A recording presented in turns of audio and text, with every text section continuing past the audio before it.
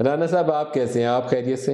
जी, मैं बिल्कुल खैरियत से हूँ और मैं आपको भी और आपकी पूरी टीम को मुबारकबाद देता हूँ। अल्लाह ताला ने आप पे करम किया और आपके रिज़ल्ट्स जो हैं वो नेगेटिव आए, और अब आइंदा भी जो है वो आप मज़ीद एहतियात एहतियात तो ख़ैर आप पहले भी करते थे, लेकिन अब मज़ीद एहतियात की ज़रूरत है।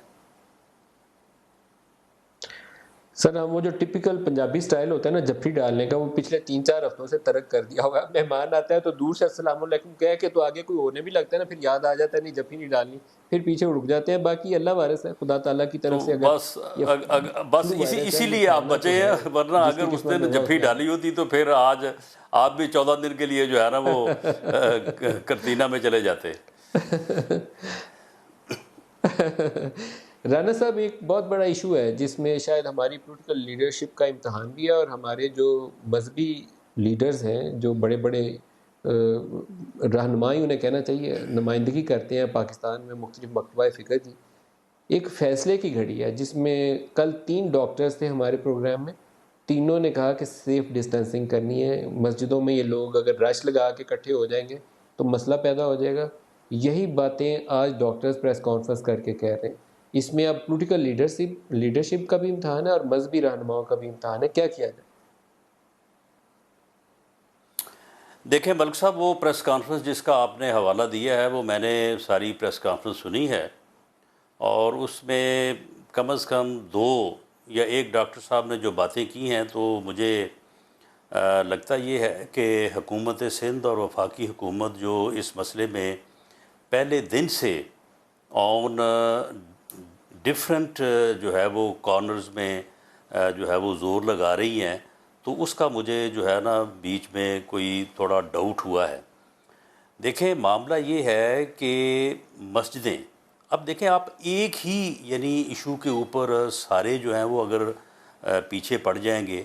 आप मुझे ये बताएं कि ये जो सब्ज़ी मंडियां जो रोज़ाना जो अभी तक बंद नहीं हुई, ये गल्ला मंडियां जो हैं, बाकी और जो चीज़ें हैं, तो वहाँ पे जो है वो सैकड़ों लोगों का इज्तिमा होता है। इसी तरह से जब ये खुराक राशन तकसीम होना था या पैसे तकसीम होने थे, वहाँ पे हज़ारों का इज्तिमा होता रहा है।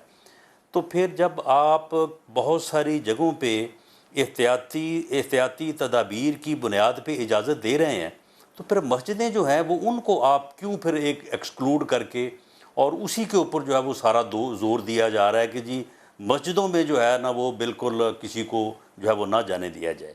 मैं समझता हूँ कि ये रवैया जो है ये नहीं, दुरुस्त ना नहीं है। जाने की पाबंदी नहीं और इस है। सिलसिले में शायद जो जो मिसाल दी इब्तदाई तौर जाती पर है। प्रोटोकॉल था कि जिसमें मस्जिद के इमाम साहब और स्टाफ के समेत 5 से 10 लोगों को उन्होंने कहा था कि नमाज़ पढ़ें, और वो भी 6-6 फुट के फासले पे। शायद शायद वो बहुत ही एक मुनासिब तरीका होता कि अगर फॉर द टाइम बीइंग उसी को रिवाज दिया जाता। नहीं देखें ना, जब आपने और सेक्टर्स को रिलैक्स करना था तो फिर उसके बाद आपने यहाँ पे भी वो रिलैक्सेशन जो है वो आपको देना पड़नी थी। दरअसल मामला तो ये हुआ है कि देखें पूरी दुनिया में मलिक साहब, अब यूरोप जो खुशहाल इकॉनमीज़ हैं जहाँ पे शायद लोग 2-3 महीने कारोबार किए बगैर भी खा पी सकते हैं, तो वहाँ पे अब वो जो है वो इकॉनमी के हाथों मजबूर हो के तो अब वो जो लॉकडाउन है उससे निकलने की या उससे थोड़ा डिस्टेंस करने की जो है वो सोच रहे हैं या कोशिश कर रहे हैं, या एक दो जगह पे हुआ भी है। हमारे यहाँ होना ये चाहिए था, हमारी कैपेसिटी ही इतनी थी।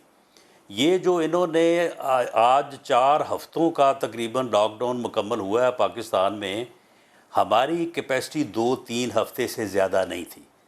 हमें ये चाहिए था कि हम फैसला करने से पहले तैयारी करते, और राशन जो हमने 2 हफ्ते बाद लोगों को बांटना शुरू किया वो पहले दिन से लोगों को तकसीम होता। पैसे जो हमने बांटने शुरू किए 2 हफ्ते बाद वो पहले दिन से लोगों को देते जो लोग रोज़ के रोज़ कमाते हैं, और मैसिव टेस्टिंग का इंतज़ाम करते। रोज़ाना कम से कम 20-25 हज़ार टेस्ट की हुँ, कैपेसिटी होती। हुँ।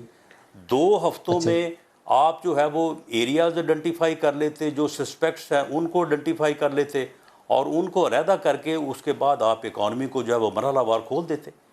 आपने किया ये कि आपने अच्छा, मैं ब्रेक ले लूँ लॉकडाउन राना किया, साहब, इस कोई इशू आपकी को और राशन की एक्सपेंड तैयारी करते हैं नहीं ब्रेक, की, क्योंकि कोई इसका आप कोई रास्ता हमें निकालना पड़ेगा कि आबादी को महफूज भी रखना है और इकॉनमी को मरने भी नहीं देना, क्योंकि इक्तसादियात के साथ ही हर शख्स की ज़िंदगी जुड़ी हुई है।